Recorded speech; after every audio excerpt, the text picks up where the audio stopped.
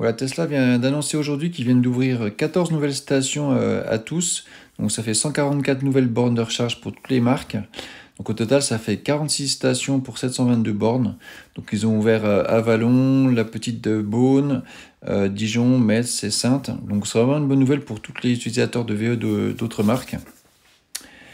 Et je passe sur la mise à jour 2022-28.2. Voilà, elle est arrivée aussi aujourd'hui sur notre Tesla. Donc enfin, elle va enfin nous faire revenir Sonic. Donc là, on voit aussi qu'elle apporte les itinéraires alternatifs, exactement comme mon itinéraire dans Google Maps. Elle nous propose généralement 3 choix, on le verra tout à l'heure. Le mode fenêtré pour le théâtre, Netflix, YouTube. Et puis le retour, 9 mois après la livraison de la voiture, de 3 jeux. Sonic, Cuphead, Cat Quest. Donc tout simplement parce que la voiture est arrivée sans port USB avec data.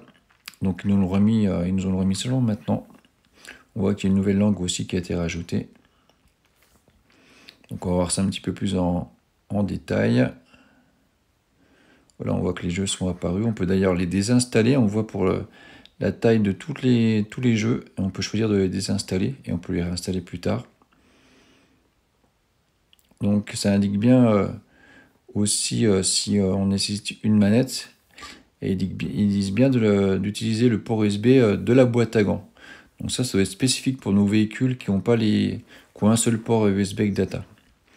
Là on voit j'ai fait un petit trajet, donc il nous propose bien par défaut le plus rapide, mais il nous propose aussi 2 autres trajets alternatifs avec le minutage. Donc on voit que ça fait 2 minutes de plus. Là voilà, le mode fenêtré, on a un petit bouton en haut à gauche. On peut réduire la taille avant que c'était en plein écran. Donc c'est intéressant, notamment lors d'une supercharge, on peut surveiller.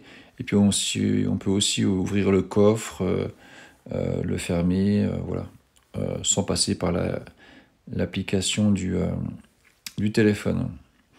Et puis là, on essaie les jeux. Donc j'ai essayé de brancher une manette Microsoft. Et en fait, ça n'a pas fonctionné. Ça prend pas cette manette. Donc on a resté qu'une manette Xbox. Généralement, c'est celle qui vont le mieux. Et là, ça a fonctionné parfaitement. Donc c'est une manette avec un port USB classique, un USB-A, qu'on branche dans la boîte à gants. Donc moi, je mettais le SSD pour enregistrer le Sentinel. Donc je mettais un petit hub USB classique. Et puis voilà. Donc je pense qu'ils ont attendu de nous mettre ces jeux parce qu'en fait, ils ont rajouté un message en indiquant bien dans la présentation des jeux qu'il faut utiliser le port USB de la boîte à gants. Je pense que sinon, si les jeux étaient disponibles, il y a beaucoup de gens qui auraient essayé de brancher leur manette sur les autres ports USB dans la console centrale et ils auraient été mécontents, ils n'auraient pas compris pourquoi ça ne fonctionnait pas. Donc voilà, je pense pourquoi ils ont fait ça. Merci de nous suivre, à bientôt.